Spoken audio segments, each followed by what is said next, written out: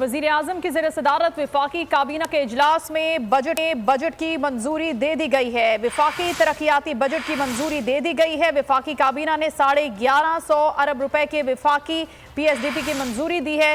आपको अहम खबर दे रहे हैं, काबीना ने तवानाई के शोबे में भी 86.4 अरब रुपए मुख्तस करने की तजवीज़ मंजूरी दे दी है। इसी पर बात करेंगे बोल न्यूज़ के नुमाइंदा उमर हयात से। जी उमर, आगाह कीजिएगा।